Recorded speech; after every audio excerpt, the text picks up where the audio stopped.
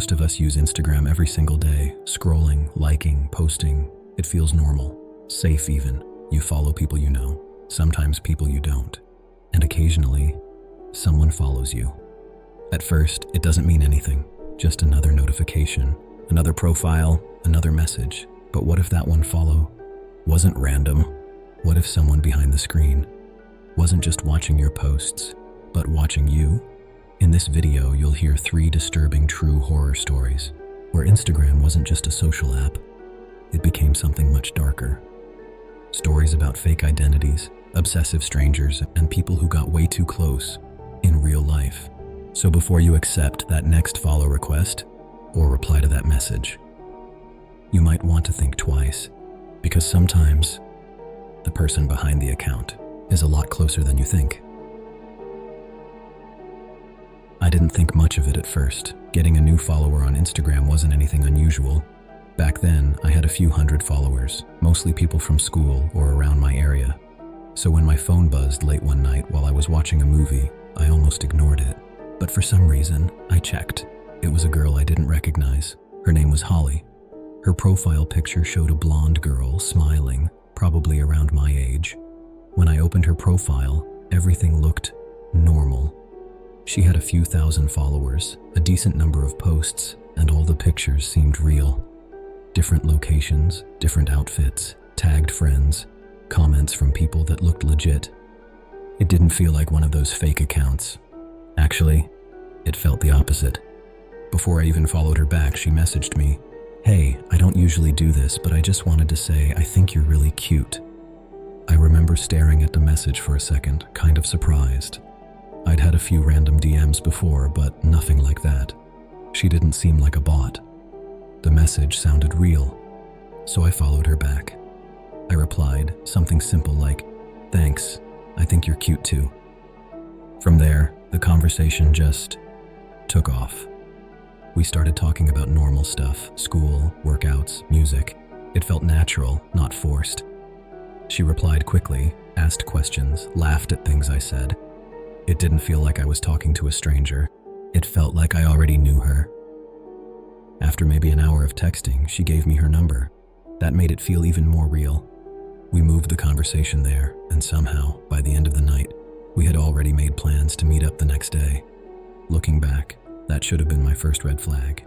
But at the time, I didn't question it.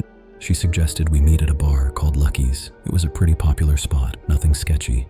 Public place, people everywhere. So I agreed. The next night, I drove there. I got there a little early and sat in my car, checking my phone every few seconds. I was nervous, not gonna lie. Meeting someone from Instagram wasn't something I'd done before. But she had seemed so real, so normal. After about 10 minutes, my phone buzzed. It was her, but instead of saying she was there, the message said, "Hey, my car broke down. I'm stuck. Can you come get me?" I remember reading it twice just to make sure I wasn't misunderstanding. I tried calling her, no answer. Then another message came through. She described where she was, said it wasn't far, just a few minutes away, down some side roads. I hesitated. Something about it didn't feel right. So I went back to her Instagram profile again. I checked everything more carefully this time. The pictures still looked real. The comments were real. Tagged friends, normal interactions. Nothing seemed off. So I convinced myself I was overthinking it. I texted back, "On my way." And I drove. The further I went, the quieter it got. Streetlights started disappearing. Houses got more spread out. Eventually, I was driving down this narrow road with trees on both sides. That's when I saw the car, pulled over on the side of the road. Hood up. It looked like exactly what she described. I slowed down and parked across from it. The entire area felt off, too quiet. I got out of my car and walked toward hers. As I got closer, I realized something weird. I couldn't see inside. The windows were completely tinted, dark enough that even standing right next to it, I couldn't make out anything. I tapped lightly on the driver's side window. No response. I walked around to the front, looked at the engine. It didn't even look like anyone had touched it. No tools, no signs of trying to fix anything. I started getting irritated. I pulled out my phone and texted her. "Where are you?" "I'm here." No reply. I turned to walk back to my car. That's when I noticed something. The driver's side window was slightly open now. I froze. I was sure it had been completely closed before. I stepped closer again, my heart starting to pound. "Holly?" I called out. No answer. Then slowly, a hand came out of the window. Not a girl's hand. It was bigger, rough, definitely a man's, and it started motioning for me to come closer. Just one finger, curling toward me. I felt this instant drop in my stomach, like my body understood something before my brain did. I took a step back. "Get lost," I said, my voice shaking. And then I turned and ran. I didn't even look back. I got into my car, locked the doors, and sped off as fast as I could. I didn't stop driving. I kept checking my rearview mirror. At first, I didn't see anything. Then, I did. A car, following me, no headlights, just a dark shape keeping distance. My chest tightened. I turned off my own headlights, made a sharp turn down another road, then another. I wasn't thinking anymore, just reacting, turn after turn after turn. Eventually, the car was gone. I didn't slow down until I was back near the main roads. When I finally got home, my hands were still shaking. I immediately opened Instagram. Her profile was gone, blocked, like it had never existed. I tried searching her name. Nothing, completely wiped. A few days later, I found out something that made everything worse. That account had been real.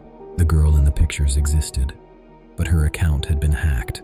Someone had taken it over and used it to lure people. I wasn't the only one who got messages like that.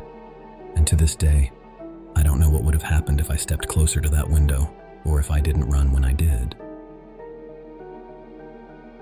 I used to keep my Instagram public. At the time, I had a little over 1,000 followers. Nothing crazy, but enough that random people would occasionally like or comment on my photos. I didn't really think much of it. It just felt normal. Most of the comments were harmless. Friends, classmates, the occasional stranger dropping a compliment or an emoji. But there was one account that stood out. At first, it didn't seem like a big deal. I had posted a picture from the beach with one of my friends. Within a few minutes, a comment popped up from someone I didn't recognize. 3 fire emojis. That was it.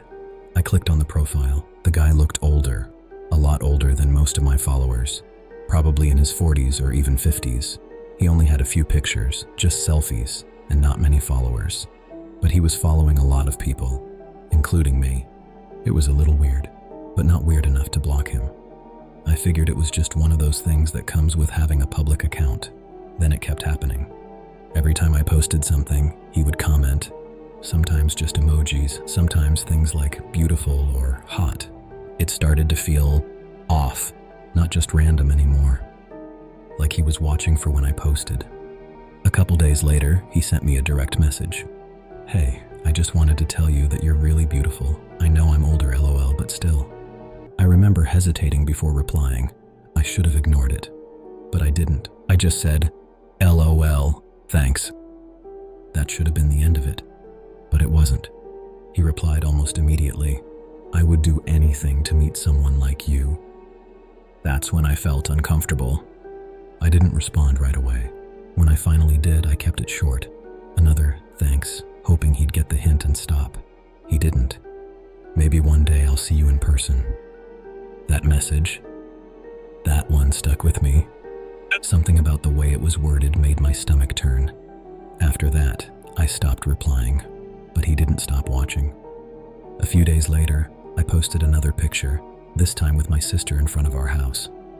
Within minutes, he commented again, "You and your sister are so cute." That crossed a line. I deleted the comment, and I blocked him. I remember feeling relieved after that, like I had gotten rid of something that had been bothering me in the background. But I didn't realize that blocking him didn't actually stop anything. Later that same evening, I was at home with my sister. We lived in a quiet neighborhood, a dead-end street, so there wasn't much traffic. You kind of notice when something doesn't belong. I was in my room getting ready to go out when I happened to glance outside. There was a car parked out front. I didn't recognize it. It was partially hidden by a bush, so I couldn't see the whole thing. but I could see enough to know it didn't belong to any of our neighbors. The headlights turned off, but no one got out. I watched for a few seconds. Nothing happened. I brushed it off, told myself it was probably nothing, but something about it stayed in the back of my mind. When it was time for me to leave, I walked outside toward my car. I glanced over at the vehicle again. It was a dark-colored sedan. The windows were tinted. I couldn't see inside. I got into my car and left. I went to a small gathering at a friend's place. Nothing crazy, just a few people hanging out. I stayed for a while, had a couple drinks, but not enough to be out of control. After maybe an hour or two, I decided to head home. The drive was short, only about 5 minutes. But the second I turned onto my street, my heart dropped. The car was still there, parked in the exact same spot, engine off, completely still. I slowed down as I passed it, trying to see inside. Nothing, just darkness. I parked in my driveway and sat there for a second. I didn't want to get out. I don't know why. I just had this feeling. But eventually, I forced myself. I grabbed my keys and walked toward the front door, keeping my eyes on that car the entire time. That's when I dropped my keys, right on the doormat. And for some reason, I didn't want to bend down to pick them up. I felt exposed, like someone was watching me. So instead, I rang the doorbell over and over, hoping my sister would open it. She didn't. I stood there for a second, heart pounding. Then I forced myself to crouch down and grab the keys. I unlocked the door and rushed inside, locked it immediately behind me. I took one last look at the car through the window. Still there, still silent, still watching. I called out for my sister. No response. That was weird. She was usually up late. I walked upstairs toward her room. Her door was open, lights off. I stepped inside. "Carol," I whispered. Nothing. Then I heard something. A sound so quiet I almost didn't register it at first. A whisper, coming from the closet. My heart started racing. I moved closer slowly. The closet door was slightly open, and through the crack, I saw her eyes, wide, terrified. She was crouched inside, shaking. I rushed over and opened the door wider. "What's going on?" I whispered. She didn't answer. She just put her finger to her lips, telling me to be quiet. That's when I felt it, that something was wrong. Very wrong. I gently pulled her out of the closet and stood up. And as soon as I did, I saw him, standing in the middle of the room, completely still. I couldn't even process it at first. Just a figure, a man, in the dark, watching us. We both screamed and ran. We didn't think, didn't stop, just ran. Down the stairs, out the front door, straight to my car. I fumbled with the keys, my hands shaking so badly I could barely unlock it. We got inside, locked the doors, and a second later, he slammed into the side of the car.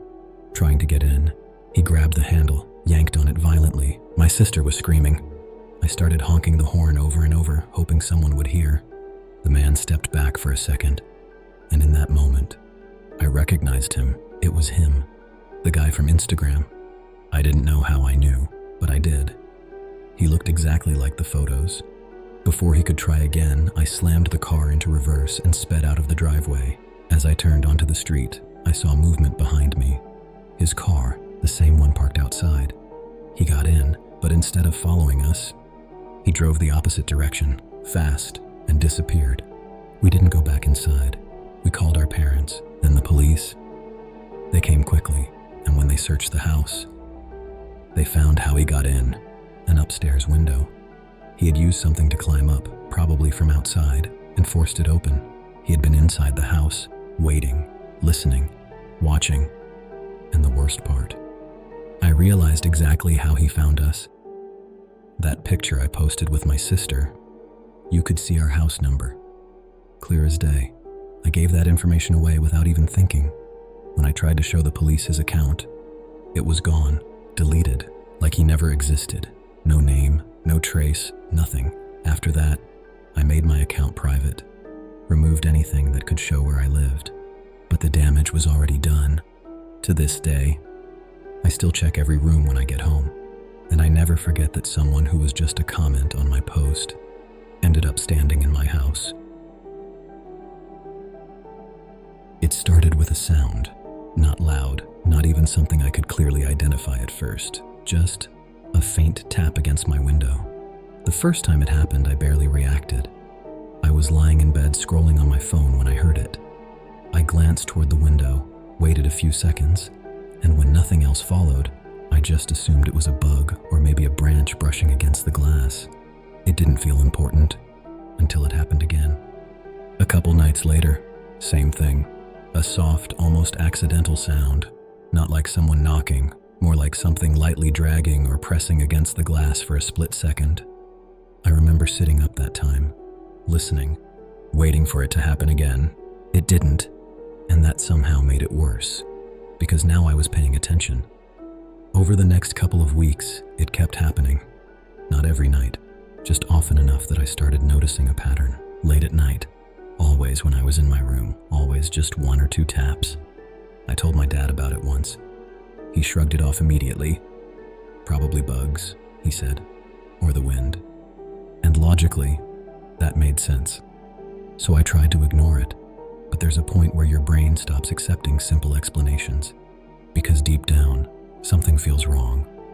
Then one night, everything changed. I got a message from someone I barely even knew. A guy I had a class with months before. We never talked much, but he somehow had my number. The message was short. Hey, I don't know if you've seen this, but I think you should. And then there was a link. I hesitated before clicking it, but curiosity got the better of me. So I opened it. It took me to an Instagram page. At first, I didn't even process what I was looking at. The username had my initials in it, but that wasn't the part that made my stomach drop. It was the profile picture. It was me, not a photo I had posted, not something from my account. A picture of me that I had never seen before, taken from a distance. I felt this wave of confusion hit me. Then I opened the page, and I wish I hadn't. There were dozens of photos, all of me. Not selfies, not pictures I had taken, candid photos. Photos of me at the beach. Photos of me sitting in my car. Photos of me walking outside. And the newer ones, they got worse, way worse. There were pictures of me in my backyard, pictures of me through my bedroom window, taken from outside, different nights, different angles. Some of them, I didn't even remember doing what I was seeing in the image. And then I saw one of me in my room, wearing almost nothing. That's when it hit me. Whoever was running this account had been watching me for a long time. My hands started shaking. I felt sick, like I couldn't breathe properly. And then I made the mistake of reading the captions. They don't know how perfect you are. She's mine. I like watching her. The comments were even worse. People encouraging it, laughing, telling the person to go for it. It felt unreal, like I had stepped into someone else's nightmare. And then I heard it again. That sound, that soft tap against the window. This time it didn't feel like a coincidence. This time I knew. I froze. My entire body went cold. I couldn't move. I couldn't even look at the window because I already knew what I might see, and I didn't want to confirm it. I don't even remember deciding to scream. It just happened. Loud, uncontrolled, the kind of scream that comes from pure panic. My dad came running into my room. I couldn't even explain what was happening properly. I just handed him my phone. He scrolled through the account, and I watched his face change. Confusion, then realization, then anger. He didn't say anything. He just ran outside, started yelling, looking around the yard, searching, but whoever had been out there was already gone. He came back inside and locked every door in the house. Then he called the police. I sat there the whole time, shaking, still staring at that account, at those photos, knowing that every single one of them meant that at some point, someone had been close enough to me to take them. The police arrived quickly. I showed them everything. The account, the messages, the photos. They took it seriously. They said they would contact Instagram and try to track whoever was behind it. But by the time anything came back, the account was gone, deleted, like it never existed. Instagram was able to recover some information, but it didn't help much. They traced the activity to an old device, something that couldn't be tracked anymore. No location, no identity, nothing, just gone. Like whoever did it knew exactly what they were doing. After that night, everything changed. I stopped opening my blinds completely, day or night. Didn't matter. I didn't want anyone seeing inside. I stopped posting anything personal, no locations, no real-time photos, nothing that could give away where I was. My dad installed cameras around the house, motion lights, everything. And still, I never felt safe. Because the scariest part wasn't just what happened. It was the thought that it had been happening for weeks, maybe months, and I had no idea, no warning, no sign, except those small, insignificant taps on the window. I still think about it sometimes, wondering who it was, how long they watched me, how close they got, and the worst part, even now, years later, every once in a while, when I'm alone at night, I swear I still hear it, that faint, almost accidental tap on the glass. If there's one thing all of these stories have in common, it's this. The danger didn't come from some dark alley or an obvious threat. It came from something ordinary, a follow request, a comment, a message, a profile that looked completely normal. That's what makes it so unsettling, because we use apps like Instagram every single day. We scroll, we post, we interact with people we don't really know, and most of the time, nothing happens. But sometimes, someone is watching, not just liking your photos, not just leaving comments, watching, learning, waiting. And the scariest part is, you would never know until it's too late. So if you take anything away from this video, let it be this. Be careful what you share, be careful who you respond to, and never assume that just because someone is behind a screen, they can't reach you in real life. If you enjoyed this video, make sure to like, subscribe, and turn on notifications so you don't miss the next one. And if you've ever had a strange or disturbing experience online, feel free to share it in the comments. You never know. Your story might be the next one. Stay safe.